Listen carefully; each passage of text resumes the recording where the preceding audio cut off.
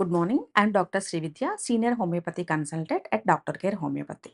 ఈ మధ్య తరచుగా మెన్ అండ్ వుమెన్ కంప్లెయింట్ చేసేదేంటంటే, ఎర్లీ మార్నింగ్ పొద్దున్నే నిద్ర లేవగానే అరచేతులు, అరికాళ్ళలో తిమ్మిర్లు రావడం, మంటలు రావటం, నీరసంగా ఉండటం. ఎందుకు అనేది చాలామంది పేషెంట్స్ అడుగుతున్నారు.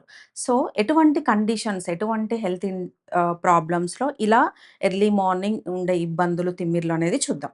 First one is the peripheral neuropathy. అంటే మన బాడీలో ఎక్కువగా నర్వ్ ఎండింగ్స్ ఉండేది అరిచేతులు, అరిపాదాల్లో. సో, ఎప్పుడైతే పెరిఫెరల్ న్యూరోపతి నర్వ్ ఫంక్షన్ తగ్గిపోతుందో, న్యూరైటిస్ అనే కండిషన్ డెవలప్ అవుతుందో, అప్పుడు ఎర్లీ మార్నింగ్ అరచేతులు, అరిపాదాల్లో తిమ్మిర్లు రావటం, నడిచినప్పుడు పెయిన్‌ఫుల్‌గా ఉండటం, మంటలు రావడం చూస్తాం. అండ్ సెకండ్ క్లినికల్ కండిషన్ వచ్చేసి డయాబెటిస్. చాలా కాలం దీర్ఘకాలికంగా డయాబెటిస్ ఉండడం వల్ల అండ్ ఫాస్టింగ్ పోస్ట్ లంచ్ హెచ్‌బీఏవన్సీ రిపోర్ట్ కంట్రోల్‌లో లేకుండా అన్‌కంట్రోల్డ్ డయాబెటిస్ ఉన్నప్పుడు కూడా నర్వ్ డ్యామేజ్ ద్వారా తిమ్మిర్లు, మంటలొచ్చే అవకాశం ఉంటుంది. అండ్ థర్డ్ క్లినికల్ కండిషన్ వచ్చేసి హైపోథైరాయిడిజం. వుమెన్‌లో కానీ, మెన్‌లో కానీ థైరాయిడ్ T3, T4, TSH కంట్రోల్‌లో ఉన్నంత వరకు ఎటువంటి ఇబ్బంది చూపించదు. బట్ ఎప్పుడైతే ఈ హార్మోన్ ఇంబాలెన్స్ ఎక్కువగా ఉంటుందో, సో, లేటర్ కండిషన్‌లో బాడీ అనేది సిగ్నల్ చూపించడం జరుగుతుంది. సో, చాలామంది తిమ్మిర్లు రావటానికి ఒకటే రీజన్ బి12 డెఫిషియన్సీ అనుకోని సప్లిమెంట్ తీసుకోవడం జరుగుతుంది. సో, ఇలాంటి తిమ్మిర్లు రావడం, మంటలు రావడం ఒక్క విటమిన్ డి డెఫిషియన్స్ కాదు. చాలా హెల్త్ క్లినికల్ కండిషన్స్‌లో ఉంటాయి. సో, డయాగ్నోసిస్ చేయకుండా బ్లైండ్‌గా సప్లిమెంట్ తీసుకోవడం అనేది మంచిది కాదు. డాక్టర్ గారిని సంప్రదించి మీ హిస్టరీ అంతా క్లియర్‌గా ఎక్స్‌ప్లెయిన్ చేసిన తర్వాత ఏ క్లినికల్ కండిషన్‌లో ఇట్లాంటి కండిషన్స్ డెవలప్ అవుతుంది నిర్ధారణ చేసుకొని ట్రీట్మెంట్ తీసుకోవడం అనేది మంచిది.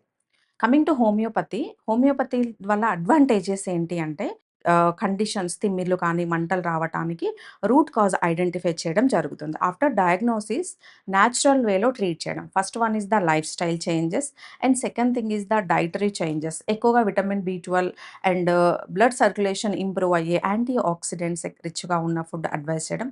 And third coming to homeopathy natural విధానంలో గట్ నుంచి తీసుకున్న సప్లిమెంట్స్ అన్ని వైటమిన్స్ అబ్జార్ప్షన్ పవర్ ఇంక్రీజ్ అయ్యేలాగా హోమియోపతి మెడికేషన్ ఉంటుంది కాబట్టి, హోమియో మెడికేషన్ కొద్ది రోజులు కంటిన్యూయస్‌గా తీసుకున్నట్లయితే ఇలాంటి తిమ్మిర్లు, మంటలు కంప్లీట్‌గా తగ్గే అవకాశం ఉంటుంది. సో, ఈ న్యూరోపతి అనేది డయాబెటిస్ ఉన్న వాళ్ళలో వచ్చే అవకాశం ఉంటుంది. ఎందుకు అంటే, డయాబెటిస్ అనేది ఒక మెటబాలిక్ డిజార్డర్. దీర్ఘకాలికంగా ఎవరైతే షుగర్ కంట్రోల్ లేకుండా ఉంటుందో, వాళ్ళలో కాంప్లికేషన్స్ వచ్చే అవకాశం ఉంటుంది. సో, షుగర్ వల్ల వచ్చే కాంప్లికేషన్స్‌లో ఎక్కువగా రెటినోపతి అండ్ సెకండ్ థింగ్ వచ్చేసి డయాబెటిక్ న్యూరోపతి. అంటే చేతులలో, కాళ్ళులలో తిమ్మిర్లు రావటం అనేది చాలా సర్వసాధారణంగా ఉంటుంది. సో, డయాబెటిస్ ద్వారా వచ్చే న్యూరోపతిని కంట్రోల్ చేయాలి అంటే ఇనిషియల్‌గా రూట్ కాజ్ అయిన డయాబెటిస్‌ని కంట్రోల్‌కి చేయడం చాలా ఇంపార్టెంట్. మెటబాలిక్ డిజార్డర్స్ కంట్రోల్‌కి తీసుకురావడం అనేది చాలా ఈజీ. సో, మనకు అవగాహన అనేది ఇంపార్టెంట్. డయాబెటిస్ కంట్రోల్‌కి రావటం అనేది లైఫ్ స్టైల్ డిజార్డర్ అయినా మనం ఆహారపు అలవాట్లు ఆహ్, రెక్టిఫై చేయడం. అండ్ సెకండ్ థింగ్ హ్మ్. ఫిజికల్ యాక్టివిటీ అనేది చాలా ఇంపార్టెంట్. ఎర్లీ మార్నింగ్ 30-40 మినిట్స్ కంటిన్యూయస్‌గా వాక్ చేయడం ద్వారా కూడా మనకు బ్లడ్ సర్క్యులేషన్ ఇంప్రూవ్ అవుతుంది. సో, దాని ద్వారా తిమ్మిర్లు, మంటలు తగ్గే అవకాశం ఉంటుంది. ఇనిషియల్‌గా హెచ్‌బీఏవన్సీ లెవెల్ అన్‌కంట్రోల్డ్ ఉన్నవాళ్ళు డాక్టర్ గారిని సంప్రదించి ఎస్పెషల్లీ హోమియోపతి వైద్య విధానం ద్వారా ఇన్సులిన్‌కి వెళ్ళకుండా ఈ డయాబెటిస్ అనేది హెచ్‌బీఏవన్సీ లెవెల్ అన్‌కంట్రోల్డ్ నుంచి 6 పాయింట్స్‌కి తీసుకురావడం జరుగుతుంది. ఎప్పుడైతే షుగర్ లెవెల్ కంట్రోల్‌కి ఉంటుందో దానివల్ల వచ్చే కాంప్లికేషన్స్ కూడా ఆటోమేటిక్‌గా తగ్గుతాయి. సో, డయాబెటిక్ న్యూరోపతిని ప్రివెంట్ చేయడానికి మనం తీసుకోవాల్సిన ఆహారపు అలవాట్లు చాలా important.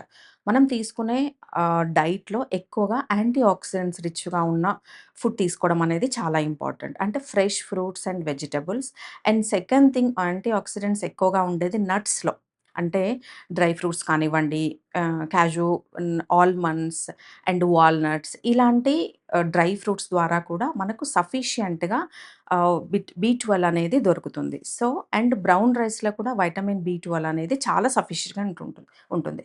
So, first advice is supplements ఫార్మ్‌లో తీసుకోవడం కంటే, ఇంజెక్షన్ ఫార్మ్‌లో తీసుకోవడం కంటే, డైట్ ద్వారా రెక్టిఫై చేయడమే చాలా important. And second thing homeopathy మందులన్నీ కూడా నేచురల్‌గా ప్లాంట్ బేస్డే ఉంటాయి కాబట్టి, మీకు ఇమ్మీడియేట్‌గా రిలీఫ్ వస్తుంది. అట్ ద సేమ్ టైమ్ బయట నుంచి తీసుకునే ఇంజెక్షన్స్ అవసరం కూడా ఉండదు. సో, చాలామంది డౌట్ ఏంటంటే, ఇప్పుడు ప్రాబ్లమ్ ఎక్కువగా ఉంది. హోమియోపతితో తగ్గడానికి చాలా టైం పడుతుంది కదా! సో, ఈ టైం అంతా సఫర్ అవ్వాలా అని అడుగుతుంటారు. ఇది చాలా రాంగ్ అండి. హోమియోపతి స్లో అనేది కాదు. దీర్ఘకాలిక ప్రాబ్లమ్స్ 10 ఇయర్స్ నుంచి 15 ఇయర్స్ నుంచి సఫర్ అయ్యే హెల్త్ ఇష్యూస్ మాత్రమే టైం పడుతుంది నార్మల్ అవ్వడానికి.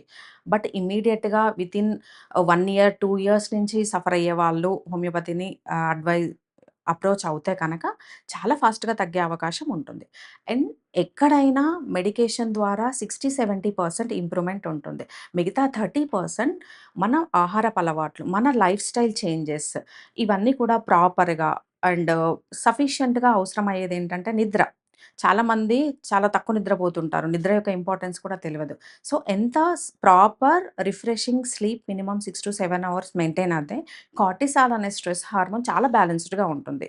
సో, నిద్ర, మన ఆహారపు అలవాట్లు, లైఫ్ స్టైల్ చేంజెస్ తీసుకుంటూ హోమియోపతి మెడికేషన్ తీసుకుంటే చాలా ఫాస్ట్‌గా బెస్ట్ రిజల్ట్స్ చూడొచ్చు.